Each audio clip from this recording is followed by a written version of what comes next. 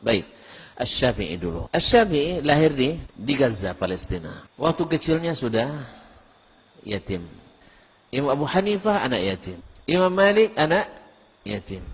Imam Asy-Syafi'i yatim. Imam Ahmad anak yatim. Sufyan Ats-Tsauri anak yatim. Sufyan Ibn Uyainah anak yatim. Imam Al-Bukhari anak yatim. Beliau berasal dari keturunan ke Ahlul Bait, dari Al-Muttalib. Bertemu dengan Nabi SAW di di Muttalib. Di Al-Muttalib bin Hashim. Jadi beliau termasuk Ahlul Baiti Rasulullah sallallahu alaihi wasallam. Umur 7 tahun sudah hafal Al-Quran 30 juz. Kemudian menuntut ilmu hadis. Guru-guru hadisnya jelas. Malik bin Anas, Imam Mazhab Maliki. Sufyan ibn Uyainah, Imam hadis dan fikih pada masanya di 2 tanah haram, Makkah dan Madinah, di Hijaz. Abdurrahman ibn Mahdi, faqihul Basrah dan imam hadis di situ. Waqi' ibn Jarrah, faqihnya Kufah. Dan Yahya ibn Sa'id al-Qattan adalah faqihnya dan muhaddisnya Basrah. Dan masih banyak, ratusan lagi guru-guru Imam Asy-Syafi'i rahimahullah yang semuanya adalah orang-orang kenamaan dan terkenal dengan Ahlus Sunnati wal Jamaah. Artinya tidak ada guru Imam Asy-Syafi'i kecuali Ahlus Sunnah wal Jamaah. Selesai? Cukup ringkas saja ya. Dosa panjang-panjang. Nah, sekarang Imam Abul Hasan Al-Asy'ari. Imam Abul Hasan Al-Asy'ari. Rupanya yatim juga. Yatim juga. Beliau juga yatim dan ibunya menikah di waktu beliau masih kecil dengan seorang pentolan Mu'tazilah. Dengan tokoh besar Mu'tazilah. Namanya Abu Ali Al-Jubba'i. Ini adalah pembesar Mu'tazilah. Inilah yang mendidik beliau sampai umur 40 tahun lamanya. Mazhabnya apa? Bermazhab Mu'tazilah. Mu'tazilah itu siapa? Orang yang mendahulukan akal daripada wahyu. Mendahulukan akal daripada wahyu. Asal wahyu tidak sesuai akal, maka wahyu mesti dikuatkan. Akal mesti dimenangkan. Makanya Mu'tazilah bersekukuh menyatakan Al-Quran itu makhluk. Apa sebab? Supaya mereka bisa mempertentangkan antara akal dengan Al-Quran. Supaya bisa mempertentangkan antara akal dengan Al-Quran. Kenapa? Al-Quran makhluk, akal makhluk, mendahulukan akal dari Al-Quran berdosa? Berdosa? Saya ulang lagi lah. Subhanallah. Al-Quran bagi mereka makhluk, akal juga makhluk. Bertentangan makhluk dengan makhluk. Saya dahulukan salah satunya. Berdosa? Hah? Ikhtalafal ulama. Terjadi khilaf. Jadi saya ulangi lagi. Al-Quranul Karim menurut orang Mu'tazilah adalah makhluk. Apa arti makhluk? Ciptaan Allah. Sebagaimana air ini ciptaan Allah, ini ciptaan Allah, semuanya adalah ciptaan kita, ciptaan Allah Subhanahu wa ta'ala. Akal ciptaan siapa? Ciptaan Allah. Bila bertentangan antara akal dengan Al-Quran, yang kedua-duanya makhluk, lalu saya dahulukan akal yang ciptaan Tuhan, kata mereka, ciptaan Allah, dan Quran juga ciptaan Allah. Dosa? Khilaf lagi ya. Mendahulukan salah satu makhluk dari makhluk lain berdosa? Bagi mereka enggak. Karena ini juga makhluk. Tidak mungkin Al-Quran lebih kuat dari akal. Itulah pendek ceritanya bagi mereka. Tidak mungkin Al-Quran lebih kuat dari Akal, karena akal itu adalah membedakan yang baik dengan buruk dengan akal, menentukan yang hak dengan yang batil dengan akal. Akhirnya mereka banyak menolak ayat Al-Qur'anul Karim. Maka Al-Mu'tazilah di antara yang terkenal dari akidah mereka adalah tidak mengakui satu pun sifat Allah Subhanahu wa taala. Nama ada tapi tak ada sifat. Di antara nama Allah mereka akui Al-Alim, Maha mengetahui tapi tak mengetahui. Apa pula tu? Dia Maha mengetahui tapi tak ada ilmunya. Tak ada ilmunya. Ini masuk akal nih? Masuk akal? Inilah kan subhanallah ya. Orang yang, makanya saya selalu katakan orang yang terlalu memperturutkan akal seperti orang yang kehilangan akal. Allah Maha Kaya tapi tak ada kekayaannya. Allah Maha Pengasih tapi tak mengasihi. Allah Maha Penyayang tapi tak menyayangi. Allah Maha Besar tapi tak besar. Macam mana? Masuk akal? Tapi bagaimana Mu'tazilah masuk? Alasannya apa? Karena kalau kita akui dia itu besar, sama dengan makhluk mujassim kita. Itu enggak ya? Ya kalau kita katakan dia punya kekayaan berarti sama dengan makhluk. Itulah dalil satu-satunya bagi mereka. Sehingga ayat yang dibacanya selalu laisa kamitslihi syai'un. Itu aja ayat akidah yang dipakai, yang lain tak dipakai. Kaum muslimin, ini fase pertama kehidupan Imam Abul Hasan Al-Asy'ari rahimahullah wa ghafara lahu. Wajarlah dari sejak kecil dididik oleh siapa?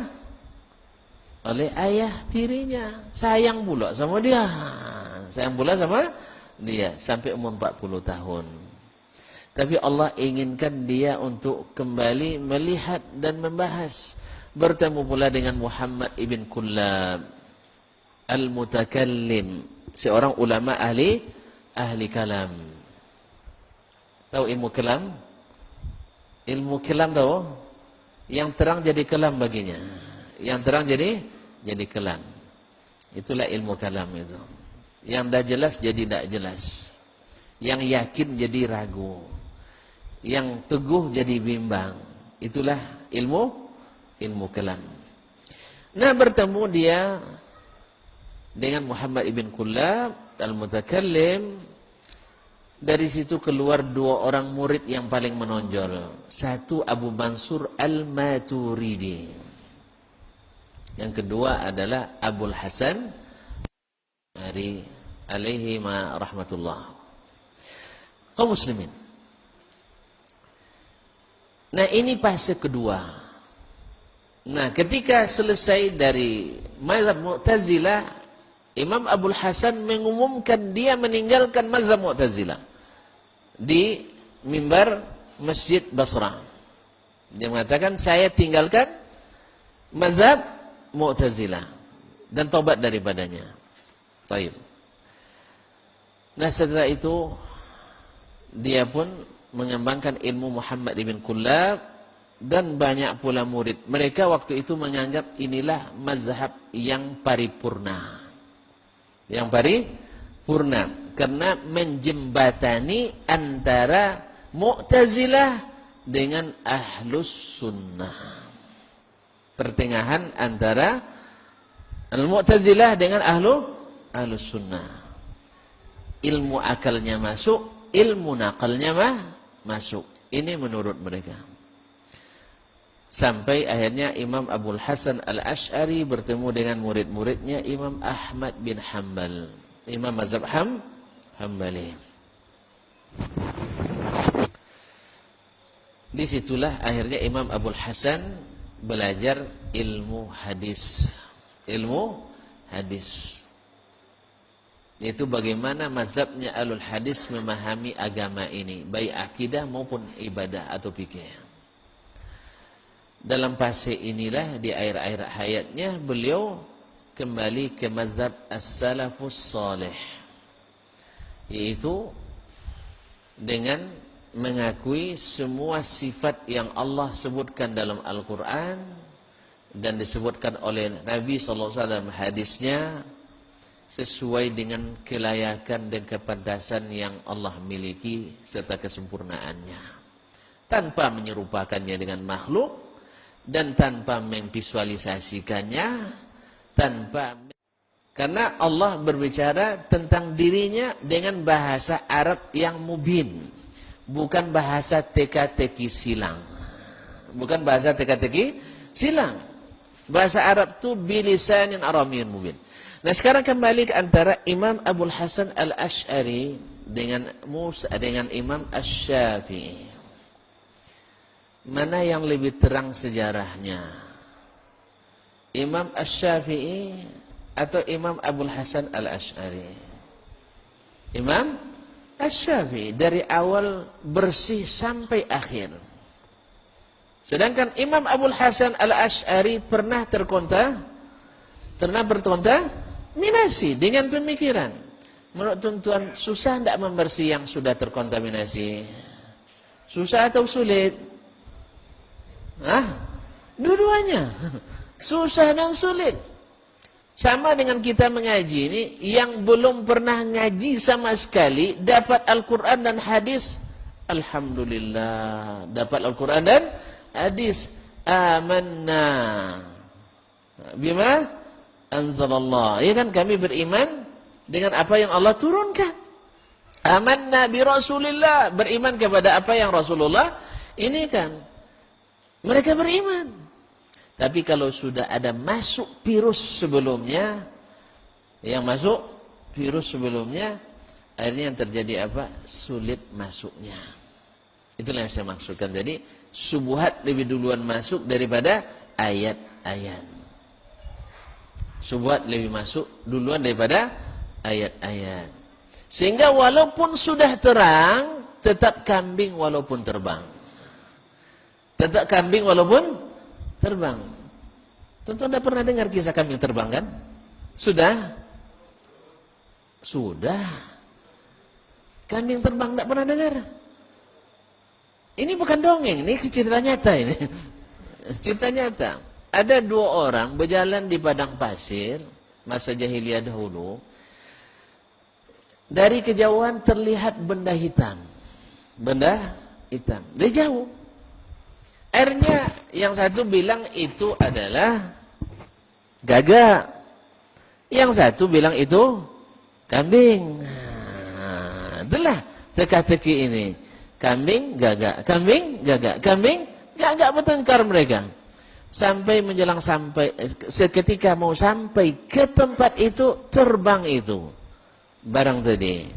Yang bilang kambing, anazatun walau tarat. Pokoknya kambing walaupun terbang. Nah, ini masalah.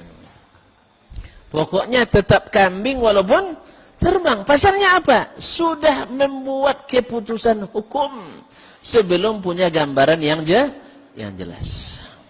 Sudah beri keyakinan sebelum punya ilmu dan dalil.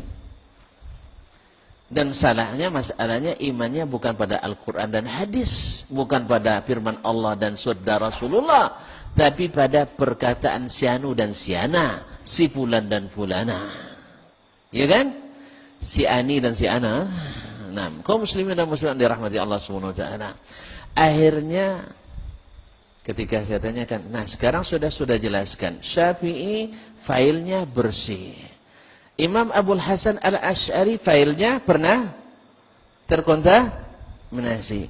Mana yang lebih berhak untuk kita turuti? Pikir dulu Ustaznya. Ayolah pikirlah 3 tahun saya beri waktu. Ya, enggak, bukan 3 hari. Saya beri waktu 3 tahun. Tapi jangan didiamkan. Harus dicari dan dicari. Ngaji dan ngaji. Tapi kalau nanti ngajinya ke subuhat lagi, nah, pasti hilang lagi. Apa maksud subuhat, Ustaz? Yaitu hak yang bercampur dengan batil. Hak yang bercampur dengan batil. Kalau batil saja tidak dinamakan subuhat. Hak saja tidak sebut dengan subuhat. Kapan baru dinamakan subuhat? Kalau bercampur hak dengan batil. Bunyi yang dibacakan ayat Ar-Rahmanu 'alal 'arsyis tawa. Ayat juga dibaca. Rupanya sudah ditambah dengan satu waw dan lam. Lam yaitu jadi istaula. Ini subuhat apa ini subuhat atau apa ini? Subuhat enggak? Karena yang dipakai ayat. Yang dipakai ayat untuk mengatakan sebuah yang keliru. Pada Allah SWT tak pernah menafsirkan istawa dengan istaula. Tak pernah dalam tafsir Al-Quran, hadis, tak akan ditemukan tafsirnya adalah istawa dengan makna istaula. Yang dipakai syair jahiliyah untuk sebagai penguatnya. Yaitu di antara makna istawa, maknanya adalah istaula. Mana lebih kuat Al-Quran atau syair jahiliyah? Mana yang kuat Al-Quran apa syair jahiliyah? Nah, kaum muslimin dan muslimat dirahmati Allah. Kenapa? Karena karat-karat Mu'tazilah pada periode kedua dalam mazhab Ibnu Kullab masih ada tersisa karatnya. Tapi akhirnya Imam Abul Hasan Al-Asy'ari rahimahullah menulis 3 kitab. Yang pertama Al-Ibana fi Ushulid Diyana, saya punya. Dan kedua ada Maqalatul Islamiyyin. Dan yang ketiga adalah kitab Risalatun ila Ahli Thaqr. Semuanya kitab saya punya dan sebagian besar sudah dibaca. Nah, kaum muslimin dan muslimat dirahmati Allah, di dalam kitabnya ini Imam Abul Hasan menyatakan diri bahwa saya kembali ke mazhabnya Imam Ahmad bin Hanbal dalam berakidah. Oleh sebab itu yang benar adalah bahwa mazhab Abul Hasan Al-Asy'ari adalah mengikut mazhab Imam Asy-Syafi'i. Oleh sebab itu, ikutlah Imam Asy-Syafi'i, Anda otomatis jadi Asy'ari. Tapi kalau ikut Asy'ari, tak ikut Syafi'i, Anda tidak akan masuk mazhab Syafi'i.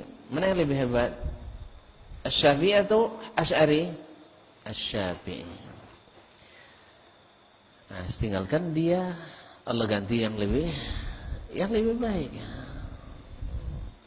Ya tinggalkan dia, Allah ganti yang lebih baik. Mana yang lebih hebat, Asy-Syafi'i daripada Asy'ari? Lebih baik. Asy-Syafi'i ahli di hadis, Asy'ari tidak tersebut. Asy-Syafi'i ahli di tafsir, Abul Hasan Asy'ari tak tersebut. Asy-Syafi'i ahli di bidang al-lughah al-arabiyyah, Imam Abul Hasan Asy'ari tak tersebut. Imam Asy-Syafi'i ahli di bidang tarikh, sejarah, Abul Hasan tak tersebut. Imam Asy-Syafi'i rahmatullahi alaih, guru-gurunya semuanya Ahlus Sunnah. Abul Hasan Asy'ari gurunya ramas, bermacam-macam. Imam Asy-Syafi'i rahimahullah ta'ala bertemu dengan imam-imam yang lain mazhabnya dalam akidah. Abul Hasan tidak bertemu dengan mereka kecuali dalam fase terakhir. Oleh itu kaum muslimin dan muslimat dirahmati Allah. Nah, sekarang tinggal memilih. Nanti Allah ganti yang lebih baik. Cuman subuhat senantiasa mengganggu kita untuk memilih mana yang lebih baik.